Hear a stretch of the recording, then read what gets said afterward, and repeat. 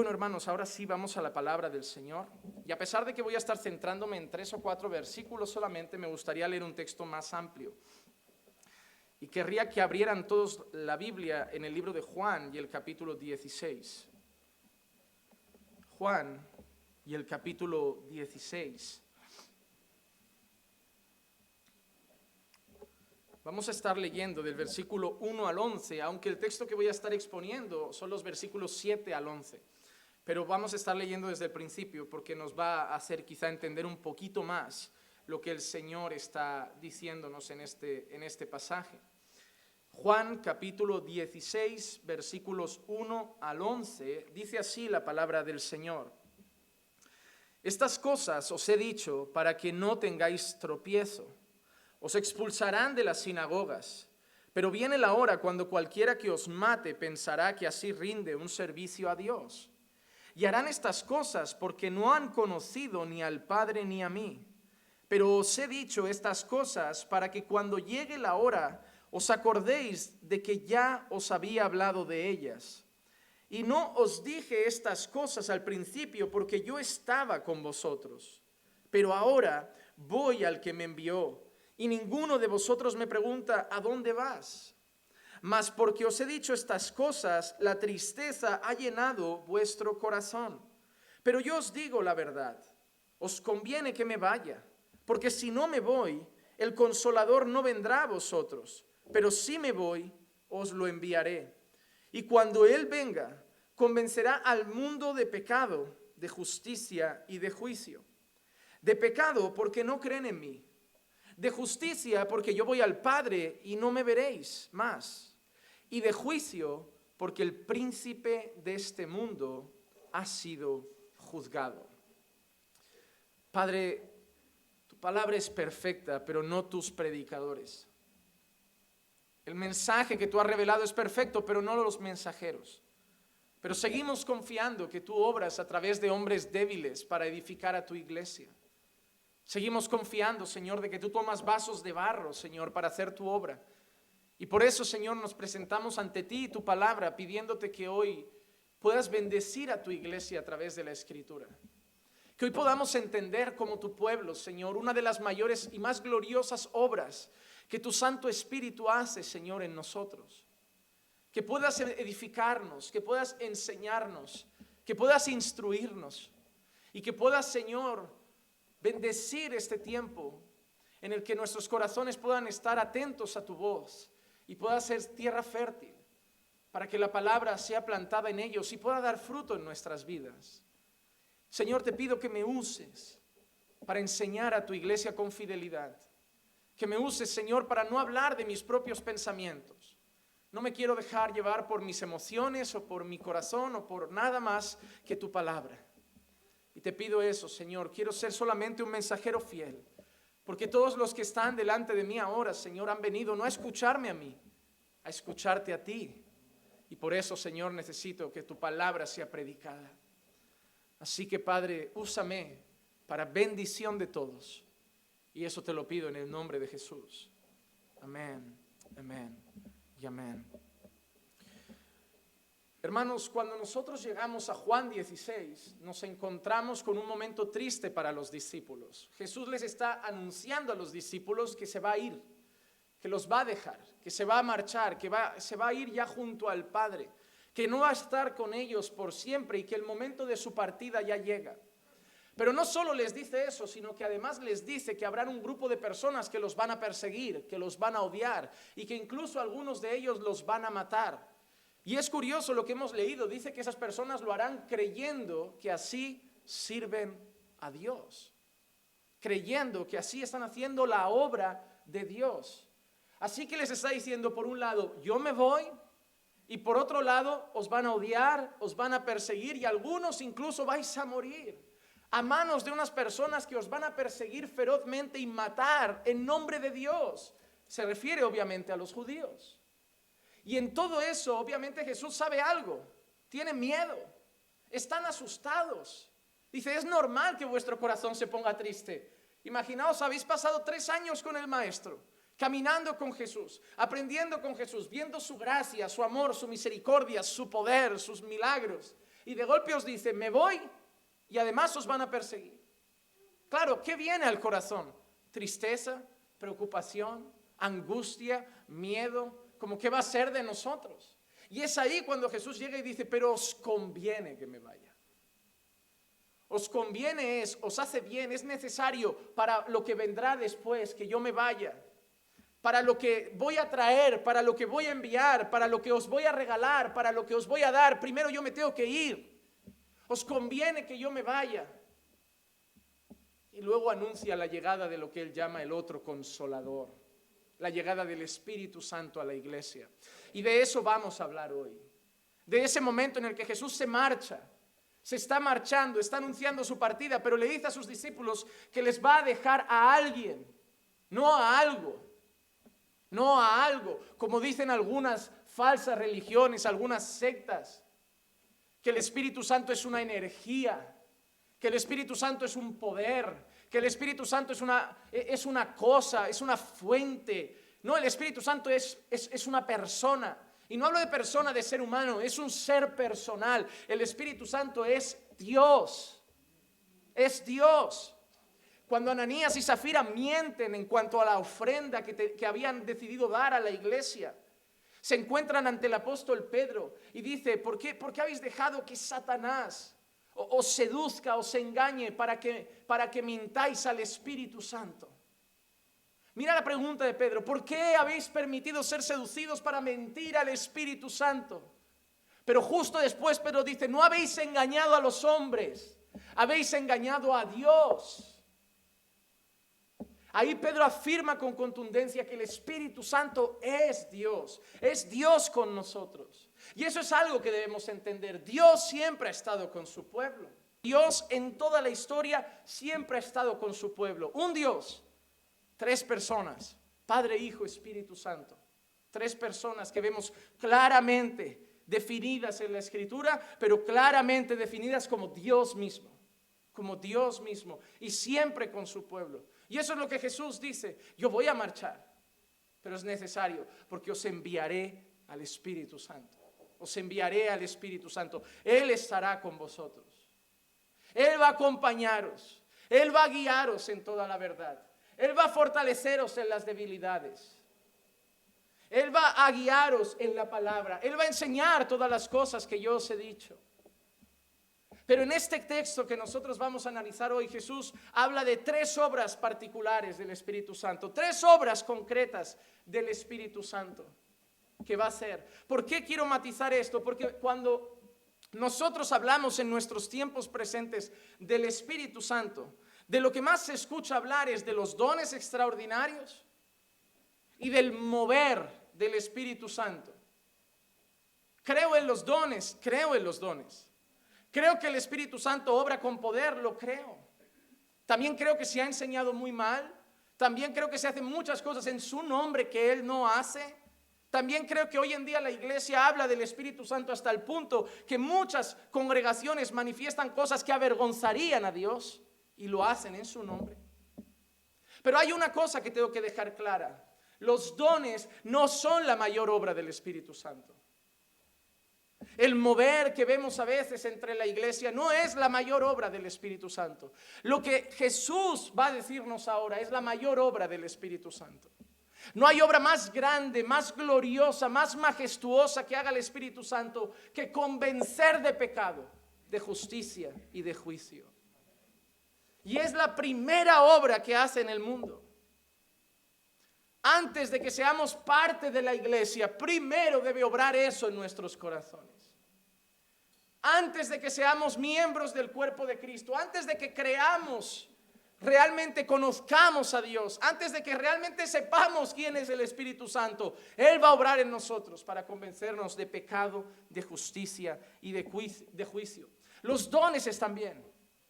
Los dones están bien. Dios da dones a su iglesia para edificar a su iglesia. El poder de Dios se manifiesta en medio de su iglesia, pero no hay obra más poderosa que la conversión de un pecador. Tomar a un pecador que está caminando al infierno, que está en tinieblas, y llevarlo a la luz admirable de Dios y rescatarlo es la obra más gloriosa que existe. Y es una obra que solo puede hacer el Espíritu Santo de Dios. El Espíritu Santo de Dios. Dios ha mandado a su Espíritu a habitar en su iglesia. Somos templo del Espíritu Santo cada uno de nosotros. A guiar a su iglesia, a fortalecer a su iglesia, a capacitar a su iglesia. Pero antes de ser parte de la iglesia, Dios tiene que obrar a través del Espíritu Santo en el pecador para convencerlo de pecado, de justicia y de juicio. Eso es lo que vamos a ver hoy. Cristo ascendió al cielo. Se sentó a la diestra de Dios. Está intercediendo por nosotros. Pero antes de dejar a su pueblo huérfano, solo y abandonado, Él promete que va a enviar al Consolador. Va a enviar al Espíritu Santo, que va a seguir alcanzando pecadores y va a seguir edificando la iglesia. Es decir, el Espíritu Santo va a seguir haciendo la obra de Jesús. ¿Qué hizo Jesús mientras estaba aquí? Alcanzó pecadores y preparó discípulos. ¿Qué hace el Espíritu Santo? Alcanza pecadores y capacita a los discípulos. El Espíritu Santo sigue haciendo la obra de Jesús. Usa la iglesia como un medio, como un vehículo para llegar a los pecadores a través de la predicación del Evangelio. Pero Él sigue haciendo la obra. Porque la obra de salvar, la obra de redimir a un pecador, la obra de convertir a alguien es una obra de Dios. Es una obra de Dios, no es nuestra. Yo leí un libro maravilloso de Charles Spurgeon que se llama Ganadores de Almas. No me gusta el título, me encanta el libro, pero no me gusta el título porque los hombres no somos ganadores de almas. Y cuando yo leí ese título dije, ya no vamos bien. Porque mucha gente dice eso, vamos a ganar almas para Jesús. No ganamos nada, hermano, si no ganamos ni la nuestra. Vamos a ganar, no, vamos a dejarnos usar por Jesús para que Dios siga ganando almas. Pero nosotros no ganamos a nadie.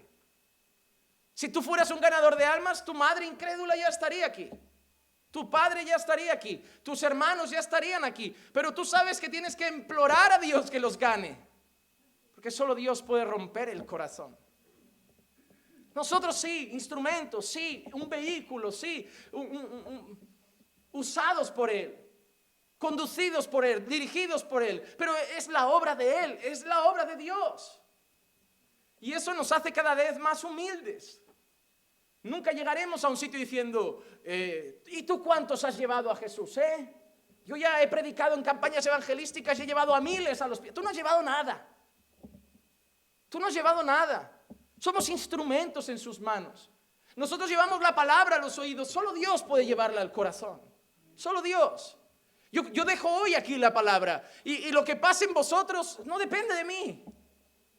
No depende, y eso hace que yo no me pueda jactar. Ay, los sermones de fulano me cambiaron la vida. No. Dios cambia vidas.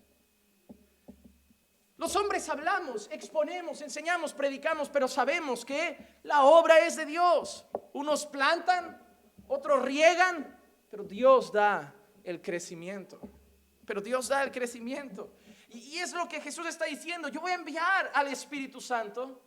Él va a estar con vosotros y Él va a seguir mi obra. Él va a seguir rescatando pecadores, alcanzando a los perdidos.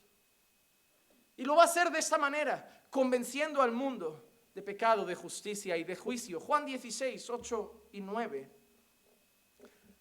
Y cuando Él venga, convencerá al mundo de pecado, de justicia y de juicio.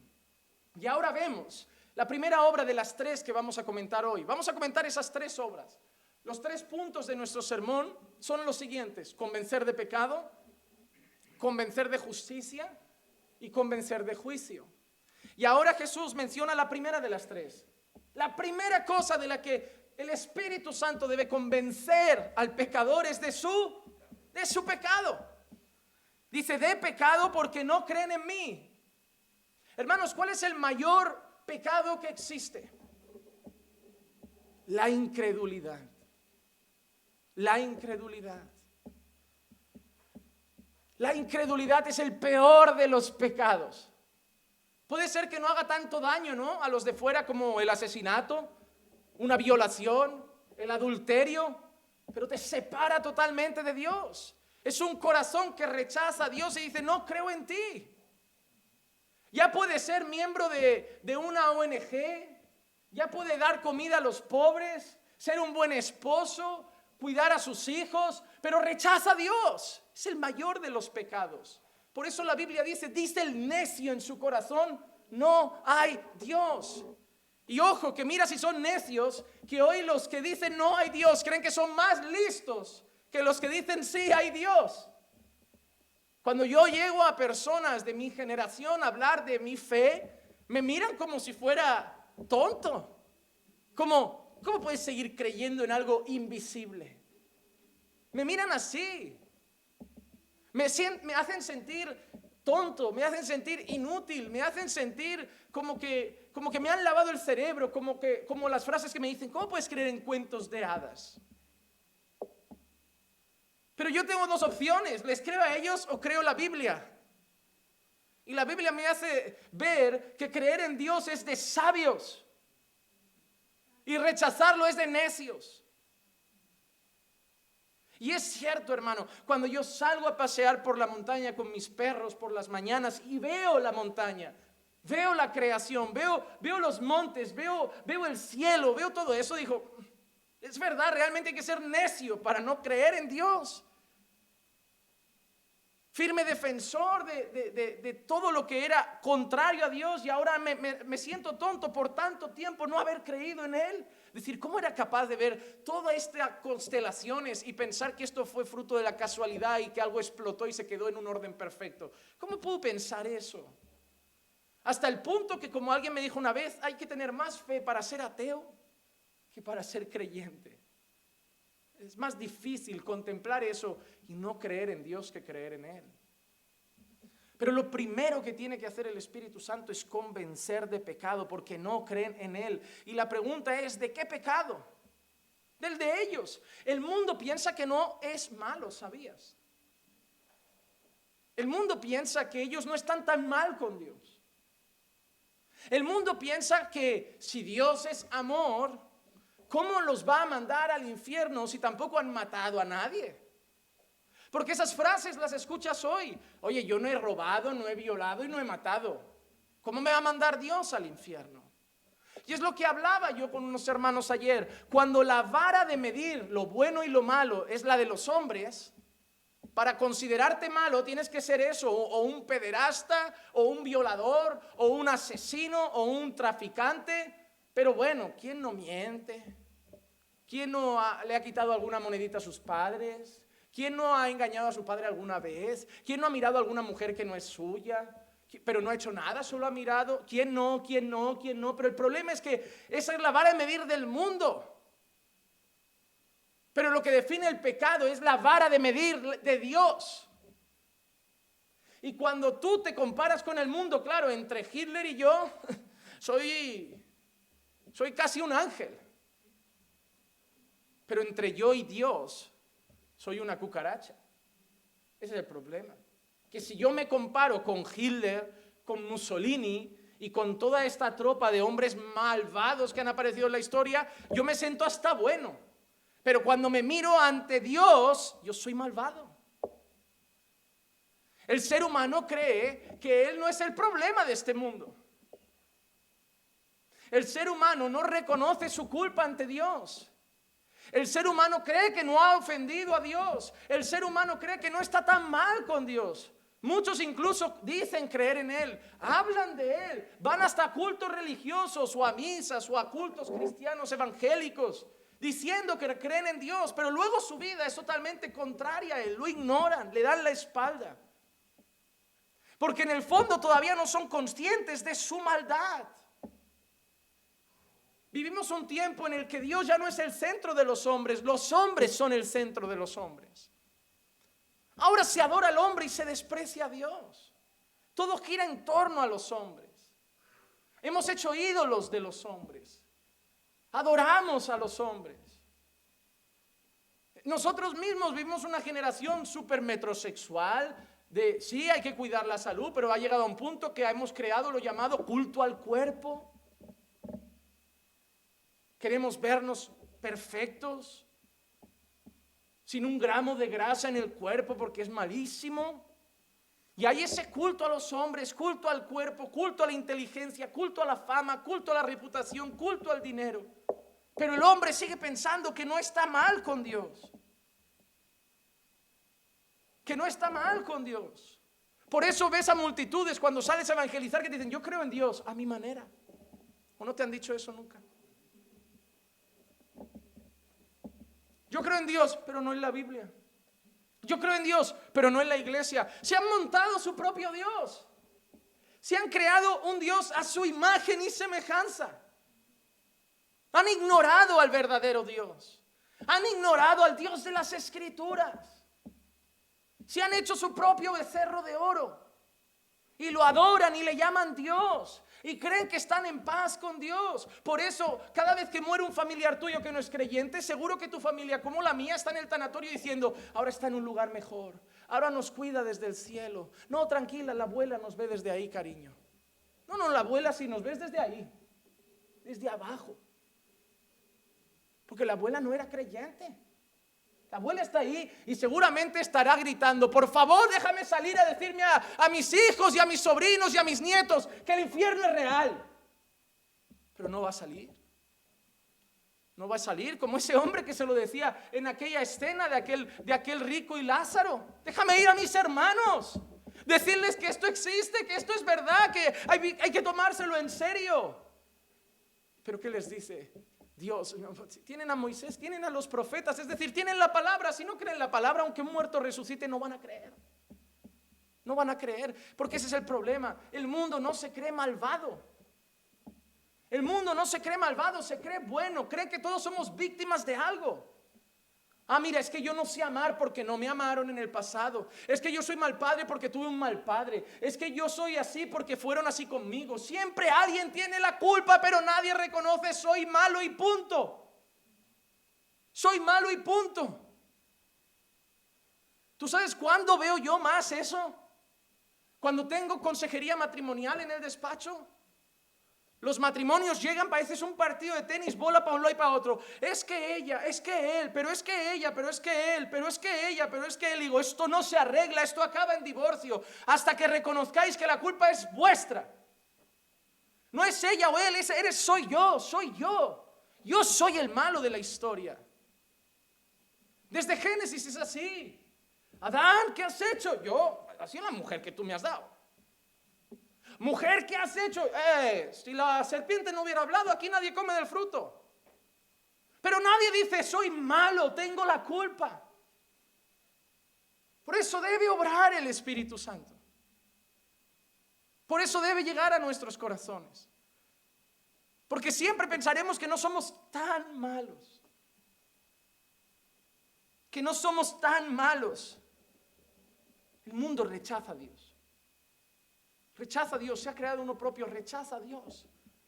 Rechaza a Dios. Juan 3:19. Y este es el juicio, que la luz vino al mundo y los hombres amaron más las tinieblas que la luz, pues sus acciones eran malas. Sus acciones eran malas. La luz vino. La luz hecha persona. Cristo era la luz, es la luz. Y vino al mundo, pero los hombres lo rechazaron. Prefirieron las tinieblas porque sus acciones eran malas. Aceptar a Jesús era reconocer que eran malos.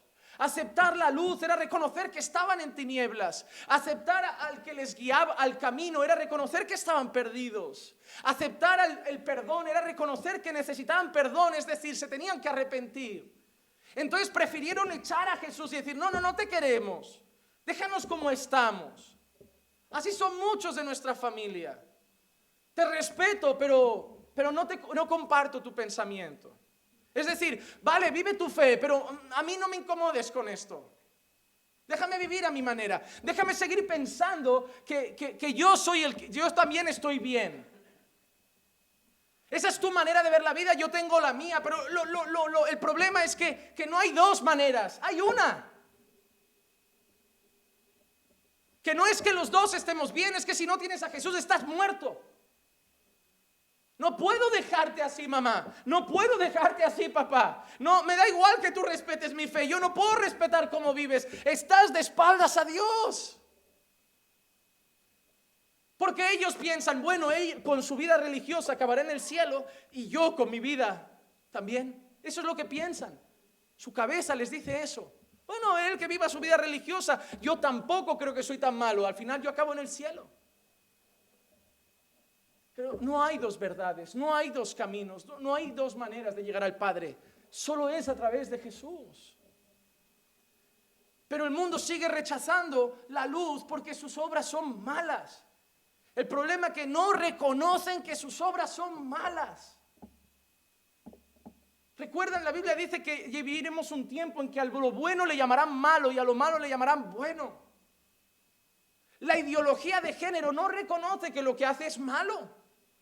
Lo hacen en nombre del amor. Las frases que yo leo son: yo no amo sexos, yo amo personas. ¿Cómo?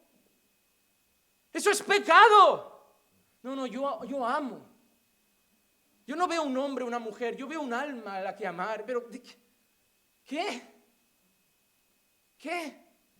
El nuevo presidente de Estados Unidos tiene en el Ministerio de Salud una persona que no entiende lo que es la salud porque dice que es una mujer, pero es un hombre. Tú no eres quien para definir lo que es. Yo no, pero puede tener cáncer de próstata. Se puede mutilar, cortar, operar y sentirse cabra o farola, pero si puede tener cáncer de próstata es un hombre.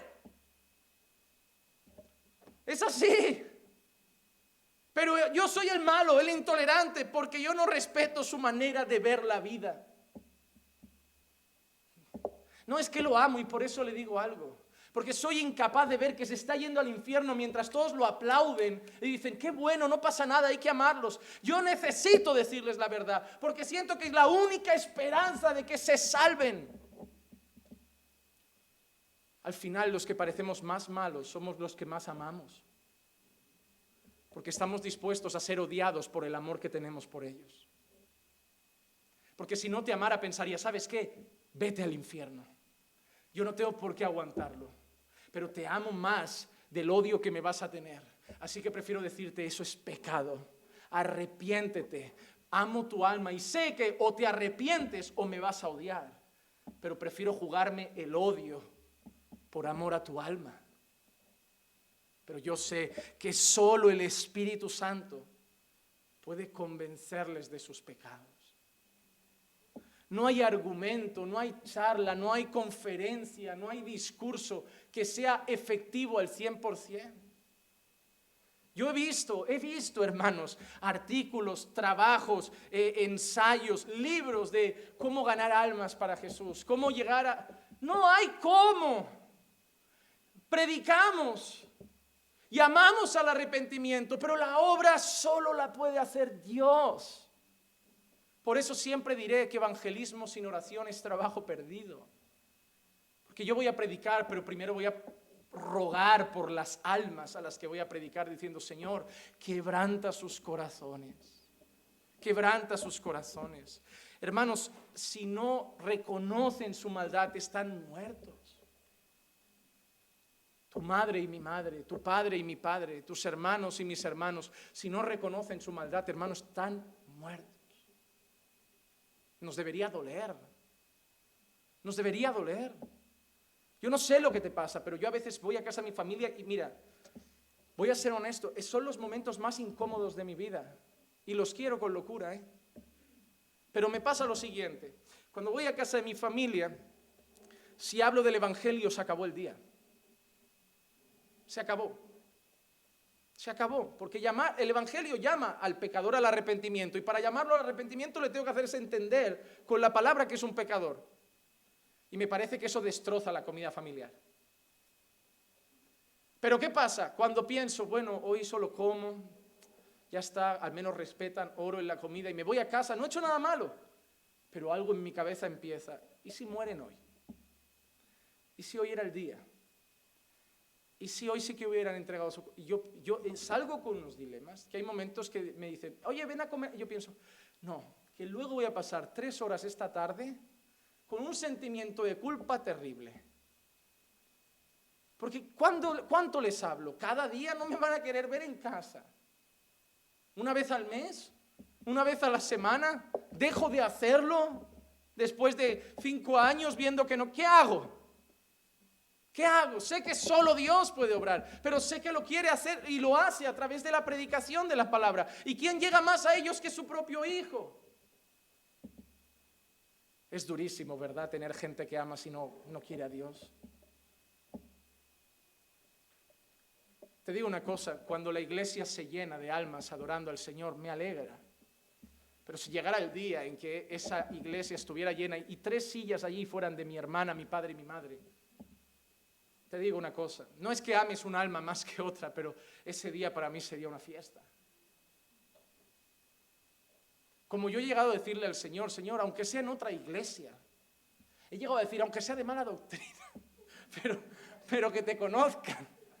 Me da igual que se vayan no voy a decir, pero no, que vengan a una buena, eso también queda muy feo. ¿Cómo? No, en serio, pero tú sabes a qué desesperación llega uno, decir, Señor, da igual, aunque sea con una pastora. Pero lo que quiero es que se salven. Y esa es la impotencia de llegar ante ellos y decir, ¿por qué ellos, que eran los católicos, los que sí tenían una cierta fe, no dan ese pasito que les queda? Es decir, tienen una fe cultural, es decir, no rechazan del todo a Dios, pero no se entregan al Dios de la Biblia. No se arrepienten de sus pecados, viven una fe cultural, tradicional, de familia, heredada. Pero yo, que era el que rechazaba, el que se burlaba, el que se metía y odiaba la iglesia, ¿cómo que yo estoy aquí hoy? Da mucho coraje así por dentro decir, si hubiera algo que pudiera hacer, y te da rabia porque te encantaría abrir el pecho de tus seres queridos, meter la mano en el corazón, meter la Biblia dentro y volverlo a coser, pero no puedes. Y entiendes que es una obra que solo Él puede hacer, pero el problema es eso, que comes con ellos, disfrutas de su compañía y los amas, pero sabes, Juan 8:24, os dije que moriréis en vuestros pecados, porque si no creéis que yo soy, moriréis en vuestros pecados, y ese es mi problema. Ese es mi problema. Que cuando en tiempo de pandemia, mi padre, claro, trabaja en un hospital, yo, quieras o no, tiene 63 años y está en un hospital, es decir, por edad, por trabajo, tenía todas las papeletas para que si alguien le podía coger. Claro, uno se preocupa no por el virus, sino por dónde le llevaría eso. Y angustia da, Porque si no se entregan a Dios, si no se arrepienten de sus pecados, morirán en sus pecados. Y ahí sí que no habrá opción de volver atrás. Porque yo no creo en el purgatorio, no es bíblico, no habrá cómo pagar por su alma. Al hombre le es dado morir una vez y luego el juicio. Y el juicio que le esperaría sería terrible. Entonces la gente necesita ser convencida de sus pecados. Pero ¿quién convencerá al mundo de sus pecados? Solamente el Espíritu Santo de Dios. ¿Y cómo lo hará? Dios ha determinado salvar a las personas por la locura de la predicación. Por la locura de la predicación. Hermano, tú tienes que hablarle del Señor a tu familia. Tú tienes que ver estas sillas que están libres en la iglesia y pensar que una es para tu padre, que una es para tu hijo, que una es para tu esposa, que una es para tu esposo, que una es para tu hermano, que una es para tu compañero de trabajo, pero tú tienes que hablarles. Tú tienes que hablarles. No podemos limitarnos a escuchar, a aprender, a alimentarnos. Hay almas que necesitan que lleguemos a ellos con el Evangelio y roguemos para que el Espíritu Santo les convenza de pecado, les haga entender que son malvados, porque no se libra ni uno. Romanos 3:23, por cuanto todos pecaron y no alcanzan la gloria de Dios, por cuanto todos pecaron y no alcanzan la gloria de Dios. Pablo se incluye a sí mismo, todos pecaron, todos se han alejado de Dios, todos se han desviado de Dios, todos se han apartado de Dios, aman el mundo, aman el pecado, son enemigos de Dios. Y solo hay una manera de reconciliarlos, a través de la predicación, con una obra poderosa del Espíritu Santo en sus corazones. Tenemos que predicar, iglesia. Tenemos que evangelizar, iglesia. Tenemos que dejar de anhelar tantas cosas que hacer aquí dentro y empezar a entender que tenemos muchas que hacer ahí fuera. Ahí fuera. Tenemos que dejar de entender que todo lo que el Señor quiere para nosotros es aquí dentro. Hay mucho que hacer allí fuera. No todos predicaréis aquí, pero todos podéis predicar allí. Yo quiero ser predicador. ¿Ves allí? Que la calle sea tu púlpito. Que tu garganta sea el micrófono. Y que las almas perdidas sean tu audiencia. Nadie te lo impide. Nadie te frena. Solo el temor. Solo la vergüenza. Solo el miedo. Pero debemos recordar que no nos ha dado Dios espíritu de cobardía, sino de poder, de amor y de dominio propio. Tenemos lo necesario para llegar a los hospitales, a las residencias, a las prisiones, a las puertas de las escuelas, a las calles, a las ramblas, a todo lugar donde haya gente caminando, en el metro, en el autobús. Coge un taxi y predícale al taxista que te deje a mitad de camino. Bájese usted aquí ya. No, yo no lo llevo hasta casa. Pero hay que predicar. Hay que predicar. Miles de personas pasan a nuestro alrededor cada día, yéndose al infierno, y vivimos como si no fueran para allá. Creen que no son malos. Creen que no están mal contra Dios y creen que en un Dios tierno que se han inventado, que al final los perdonará a todos. Se han creado su propio Dios, su propia moral, su propia manera de entender lo bueno y lo malo. Y debemos hacerles entender que son pecadores, que son pecadores.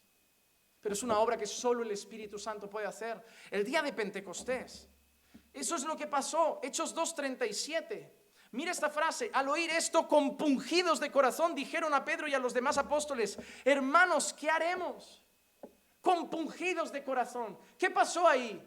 ¿Qué pasó en Hechos 2? ¿Qué es lo que recuerdas? ¿Qué te viene a la cabeza? El derramamiento del Espíritu Santo. Y cuando el Espíritu Santo es derramado, el apóstol Pedro, lleno del Espíritu Santo, predica el primer sermón de Pedro lleno del Espíritu Santo. ¿Y cuál es el efecto? Se compungieron en su corazón. Los llamaron al arrepentimiento, les hicieron ver su pecado, les hicieron entender que habían asesinado a Jesús, aquel que era enviado por Dios, el Mesías, que lo habían matado y se debían arrepentir. Y ellos se compungieron de corazón, porque no fue obra de Pedro, fue obra del Espíritu Santo. Y muchos de los que prediquemos nosotros se compungirán en su corazón, se compungirán en su corazón. Una persona que estuvo viniendo a esta iglesia por más de un año, venía muy educado, muy respetuoso, muy amable, encantador, fácil de querer, pero no daba un paso en entregar su alma al Señor. Hace no muchas semanas, muy poquitas, después de todo lo que ha pasado, me vino, se me acercó y me dijo: te quiero decir algo. Me preocupé. Dije: ¿qué pasó? Claro, en tiempo de pandemia, digo, no sé, algo malo. Me dice: lo he entendido y he decidido darle mi alma a Jesús. Fue una obra del Espíritu Santo. No sé qué día pasó, no sé en qué sermón, no sé a través de quién. Igual fue una palabra que le dijo a algún hermano. Pero todos fuimos sembrando, pero al final Dios hizo la obra y ese hombre lo entendió. Y así lo veía yo, era bueno, simpático, amable, pero si no daba ese paso, el destino era el mismo que el violador. Pero ahora lo ha cambiado todo, porque ahora sí ha entregado su alma a Cristo. Ahora quiere a Jesús, ahora quiere aprender, ahora quiere crecer, ahora lo quiere conocer. Y gloria a Dios por eso. Porque un día pasó lo mismo que pasó aquí, se compungió su corazón. Porque ¿cuál fue el resultado de este día? Hechos 2:41, entonces los que habían recibido su palabra fueron bautizados y se añadieron como aquel día 3,000 almas. 3,000 almas. Qué glorioso día. Hermanos, las personas, si no reconocen su pecado, están lejos de Dios. No tienen comunión con Dios. no son amigos de Dios, porque están sin Cristo y sin Cristo están sin Dios. Pero hermano, hay una cosa que a mí me da esperanza: no hay corazón que Dios no pueda romper. ¿Y cuál es la prueba de que no hay corazón que Dios no pueda romper? Nosotros. Tú y yo somos testigos de eso. Porque tú y yo estamos aquí porque hemos visto nuestra maldad. Tú y yo estamos aquí porque un día reconocimos nuestro pecado. Tú y yo estamos aquí porque un día reconocimos nuestra enemistad con Dios y nuestra necesidad de Cristo. Tú y yo somos la prueba de que el Espíritu Santo todavía obra en los corazones. Tú y yo somos la prueba de que el Espíritu Santo todavía coge al orgulloso y lo rompe. Todavía coge al soberbio y lo rompe. Al adúltero y lo rompe. Al mentiroso y lo rompe. Y le hace ver su pecado. Tú y yo somos la prueba de que todavía Dios salva almas. Y si lo ha hecho contigo, lo puede hacer con tu familia, con tus amigos. Tú y yo somos la prueba de que todavía Dios sigue convenciendo a los hombres de pecado. Debemos huir del pecado y correr a Cristo, porque reconocemos que es malo contra Dios, es ofensa contra Dios. Y ahora lo más hermoso es eso, que a nosotros Dios no solo a través del Espíritu Santo nos convenció del pecado, sino que ahora el Espíritu Santo mora en nosotros y ahora nos hace luchar con el pecado y crecer en santidad. ¿Puede haber algo más glorioso que habernos regalado el Espíritu Santo? Esa es la primera obra, hermanos. Pero vamos a la segunda. Jesús dice que el Espíritu Santo no solo convencería de pecado, sino que convencería también de justicia. Juan 16:10, de justicia, porque yo voy al Padre y ya no me veréis, ya no me veréis. Para situarnos un poco en contexto, tenemos que entender lo que hemos leído antes, los 3 primeros versículos. Estas cosas os he dicho para que no tengáis tropiezo. Os expulsarán de las sinagogas, pero viene la hora cuando cualquiera que os mate pensará que así rinde un servicio a Dios. Y harán estas cosas porque no han conocido ni al Padre ni a mí. No han conocido ni al Padre ni a mí. La pregunta que nos tenemos que hacer es: ¿de qué justicia tiene que convencerlos? Vale, entendemos que debe convencer de pecado, pero ¿a qué se refiere con convencer de justicia? Hermanos, Jesús está hablando de los judíos que iban a perseguir a los discípulos con ferocidad y que iban a hacerlo pensando que servían ¿a quién? Pero mira qué curioso, y esto no le gusta mucho reconocerlo. Dice, harán estas cosas porque no han conocido a Dios. Jesús está diciendo que los judíos que son contra los discípulos de Él no conocen a Dios, no tienen parte con Dios. Así que dejad de pensar que porque alguien ha nacido en Jerusalén todos son hijos de Dios, porque no es así. Ellos dicen, Jesús dice que por perseguir a sus discípulos, por no creer en Él, no tienen a Dios. Porque si rechazan a Jesús, rechazan a Dios. Rechazan a Dios. Entonces, ¿de qué justicia está hablando Jesús?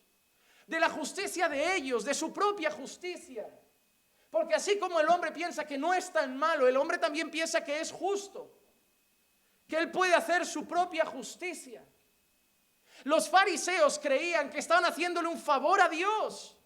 Los fariseos pensaban que matando a los discípulos estaban actuando justamente. Los fariseos pensaban que por matar a Jesús era justo, porque para ellos era un blasfemo y un hereje. Y de eso tiene que convencer el Espíritu Santo, de que nuestra justicia es mala.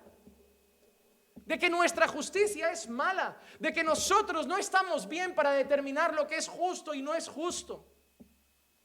Cuando la Biblia dice juzgad con justo juicio, ese con justo juicio apunta a que si tenemos que juzgarlo, tenemos que hacer en base a la palabra de Dios, porque nuestra justicia carnal y humana es mala.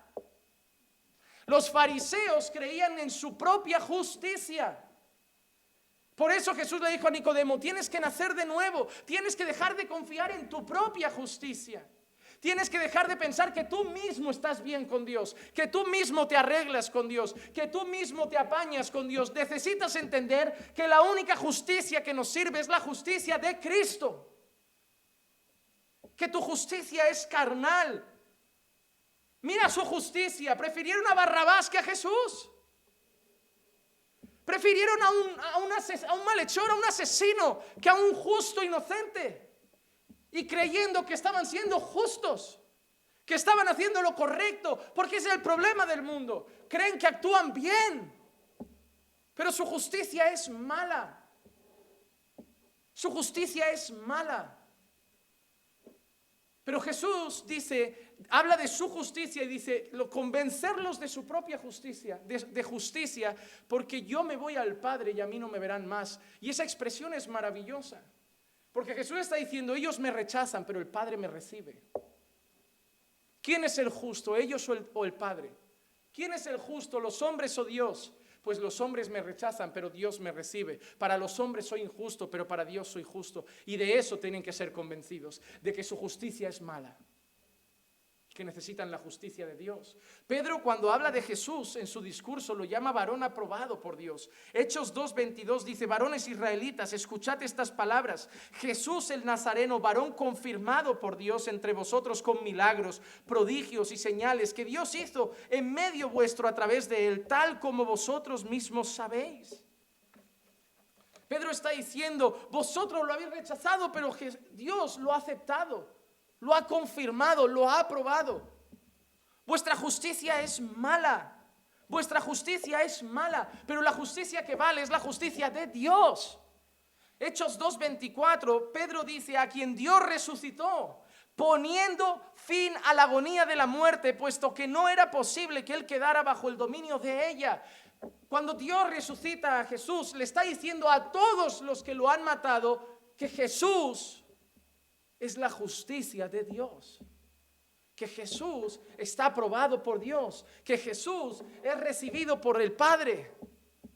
Y demostrándole a los judíos que lo habían matado y a esa multitud que lo había matado, que su justicia era mala, que su justicia era mala. Porque justo después de eso lo pone a su diestra. Hechos 2:33, así que exaltado a la diestra de Dios y habiendo recibido del Padre la promesa del Espíritu Santo, ha derramado esto que vosotros veis y oís. Jesús fue hecho Señor y Cristo. Y de eso tiene que convencernos el Espíritu Santo, de que nosotros no podemos salvarnos por nuestra propia justicia, que necesitamos la justicia de Dios. Hermanos, en Cristo cualquier persona que llegue ante Dios no va a ser justa. No va a ser justa. Cuando Dios pese todo en la balanza, esas personas serán condenadas porque no hay ningún justo. Y ellos deben ser convencidos de que son pecadores y no son justos en sí mismos. El apóstol Pablo le dice a los romanos que los judíos buscaban su propia justicia. No, yo hago esto y entonces yo estaré bien con Dios. No, lo único que hace que estés bien con Dios es Cristo. Es Cristo. Que cuando Dios te mire a ti, no te vea a ti, vea la justicia de Cristo en ti. Pero ¿qué va a encontrar bueno en nosotros, hermano? ¿Qué va a encontrar bueno en ti y en mí? Nada, absolutamente nada. Somos creyentes y aún así le seguimos fallando. ¿Qué vamos a darle de bueno, hermano? Si no fuera porque cuando nos mira Dios ve a Cristo en nosotros, no tendríamos esperanza. Pero cuando Dios nos vaya a pesar en la balanza, no va a pesarnos a nosotros, sino lo que hay de Cristo en nosotros. Es para que lo entiendas así. Cuando tú estés ante Dios y realmente seas injusto, Jesús está al lado como diciendo, es una manera de que lo entiendas. Jesús estará al lado como diciendo, sí, Él lo es, pero mi justicia está encima. Es decir, Él no entra ahí a la eternidad por su justicia. Él entra a la eternidad porque Él ha confiado en mi justicia. Él ha reconocido su pecado y ha reconocido que no es justo, que no hay justicia en Él y que necesita mi justicia. Por eso el pecador necesita, en primer lugar, que el Espíritu Santo le convenza de pecado para arrepentirse, y en segundo lugar, que le convenza de que él no tiene justicia en sí mismo para recibir la justicia de Cristo mediante la fe. Romanos 5:1, habiendo sido justificados por la fe, tenemos paz para con Dios por medio de nuestro Señor Jesucristo. Ahora te pregunto una cosa.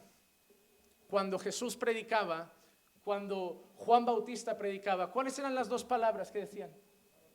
Arrepentíos y convertíos o creed, ¿verdad? Mira, arrepentíos, pero ¿quién tiene que hacer que se arrepientan? Creed, pero ¿quién tiene que hacer que crean en la justicia de Cristo? El Espíritu. Para que alguien venga a Dios, para que el pecador acepte el mensaje del Evangelio, para que el pecador se arrepienta y crea, necesitamos que el Espíritu obre gloriosamente y le convenza de su pecado y se arrepienta y le convenza de que en él no hay justicia y crea en Cristo para recibir la justicia de Jesús. Así que tú ya no dices, yo me convertí. Ahora tú dices, Dios me convirtió. Yo no nací de nuevo, Dios me hizo nacer de nuevo. Yo no me di un nuevo corazón, Dios me dio un nuevo corazón. Yo no tenía fe, es un don de Dios, Dios me ha dado fe. Él lo ha hecho. Él lo ha hecho. Tú eres la prueba y yo soy la prueba de que todavía Dios salva pecadores. Hermanos, no es que el mundo esté dividido entre los mundanos malos y los cristianos buenos. Es que el mundo está dividido entre malos que no reconocen que son malos y malos que hemos reconocido que somos malos. Y me hace mucha gracia que cuando yo hablo del pecado de los demás, cuando yo hablo con algún pecador, cuando yo lo evangelizo y le hablo de su pecado, siempre me echan en cara una cosa que ellos no entienden. Me dicen, tú te crees mejor que yo. Y yo pensando, si tú supieras que yo sé lo miserable que soy y lo que pasa aquí es que tú no reconoces tu maldad. A vosotros ha pasado también que os hace sentir como que os creéis los santurrones y ellos malos. Y yo pensando, pero si es lo contrario, si yo te estoy diciendo que soy el primero en reconocer que soy malo y quiero que tú lo reconozcas conmigo. No quiero decirte yo soy bueno y tú malo, por favor ponte a mi nivel. Te estoy diciendo, sé un malo como yo que reconoce su maldad. Pero solo el Espíritu Santo puede hacer eso. Y terminamos con el tercer punto. Convence de pecado. Convence de justicia y convence de juicio. Versículo 11, Juan 16, 11. Y de juicio, porque el príncipe de este mundo ha sido juzgado. Así que convencer de juicio tiene dos direcciones, creo yo. En primer lugar, el juicio de Dios, el día final. El Espíritu Santo, cuando evangelizamos, convence al pecador de que va a haber un juicio. Va a haber un juicio. Pero aparte Jesús dice otra cosa. En este caso a sus discípulos le dice porque el príncipe de este mundo ya ha sido juzgado. ¿Quién es el príncipe de este mundo? Satanás, hermanos. Satanás es el príncipe de este mundo. Satanás es el príncipe de este mundo. ¿Tú sabes una cosa? Tu familia y mi familia, si no están en Cristo, están bajo el acecho del diablo, sin protección. La Biblia dice que el diablo ha cegado el entendimiento de los incrédulos. Están cegados por él. El príncipe de este siglo es seductor, engañador, malvado, un terrible enemigo y adversario que contra la iglesia no puede, pero que el mundo yace bajo el poder del maligno. Y hace su trabajo, seduce, los empuja a las tinieblas, los esclaviza en las tinieblas, los engaña, los ciega. Están bajo su amparo, están bajo su merced. Él intenta crear su propio reino, dirigir su propio reino.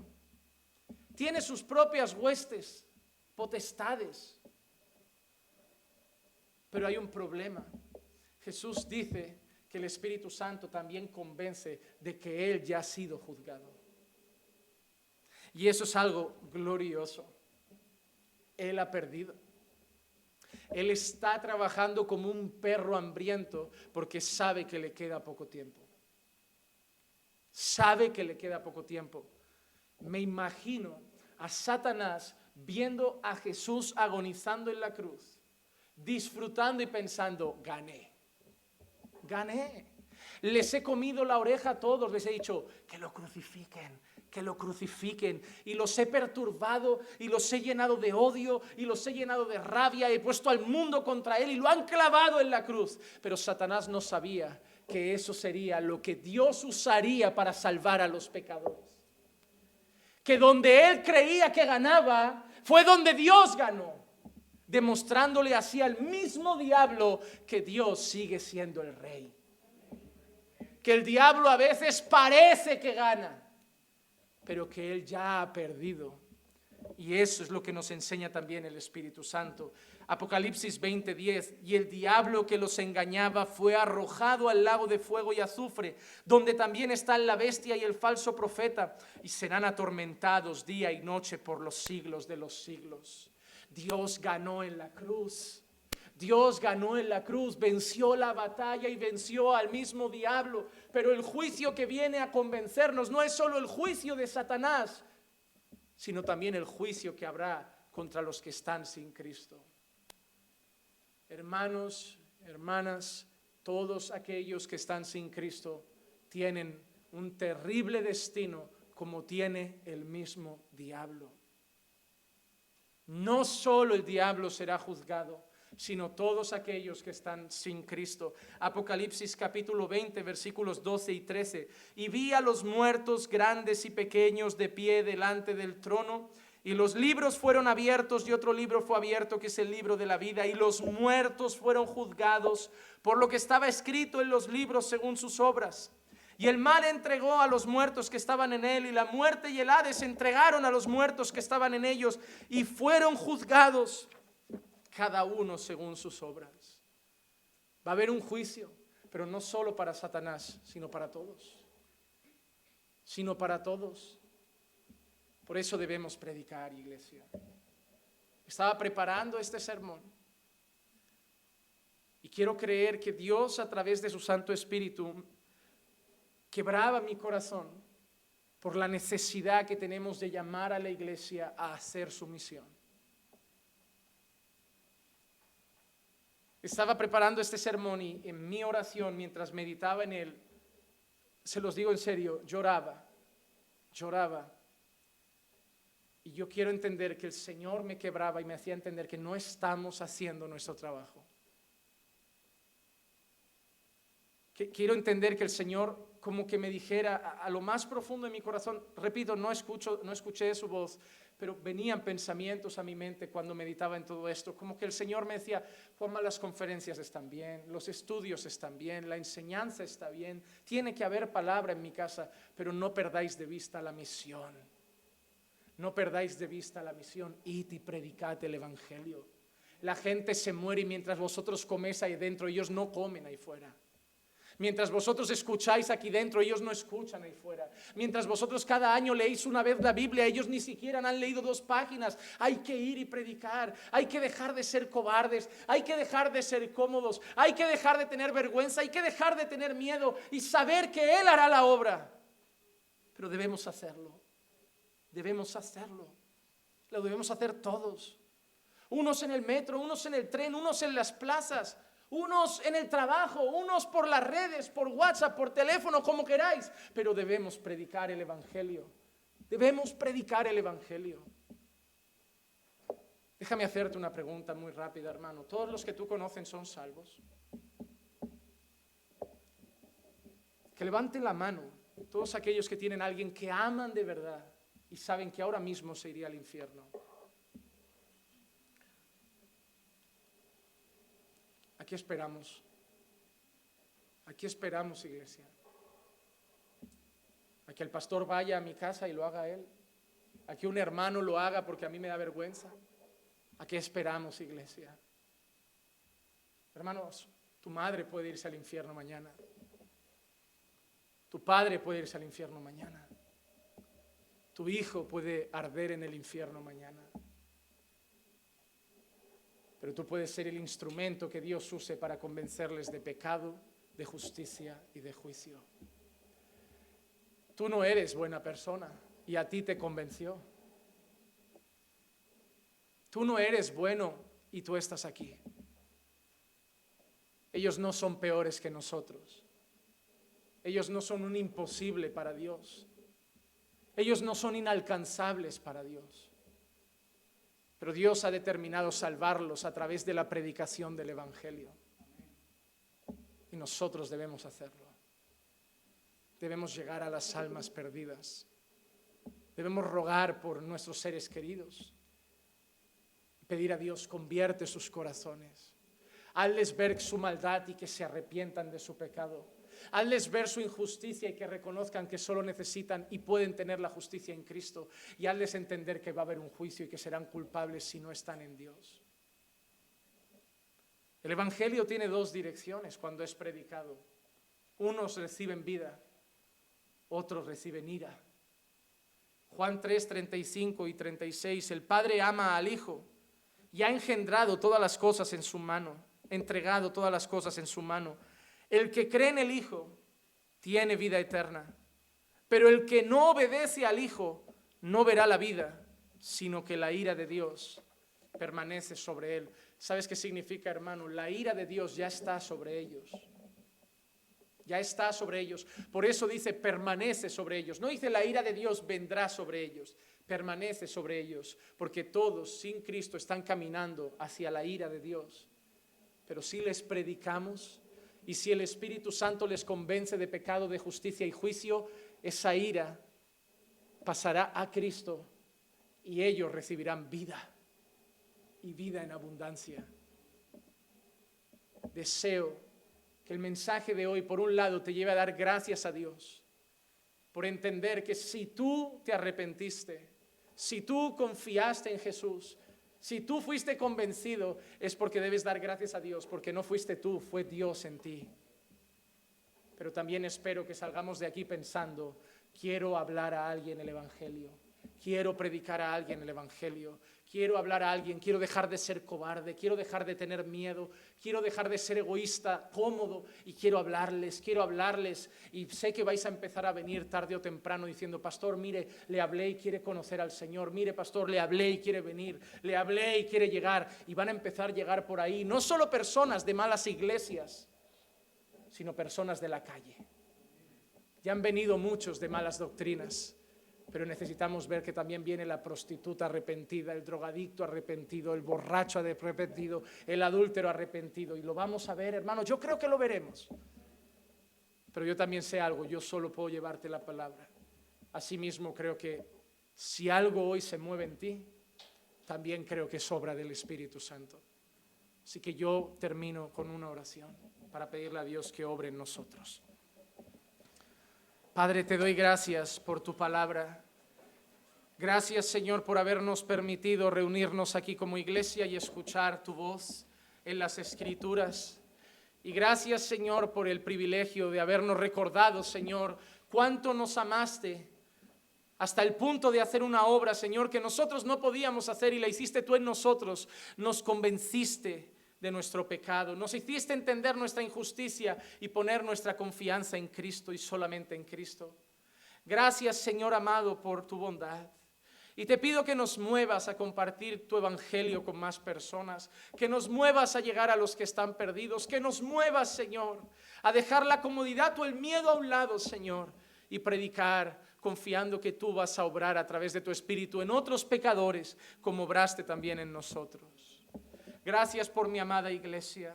Llévanos con bien a nuestras casas, que cada uno de mis hermanos pueda disfrutar del resto de domingo, Señor, en tu presencia y para tu gloria. Y te pido, Señor, que tu bendición en Cristo siga sobre nosotros siempre. Y te lo pido todo en el nombre de Jesús. Amén, amén y amén. Estamos bendecidos.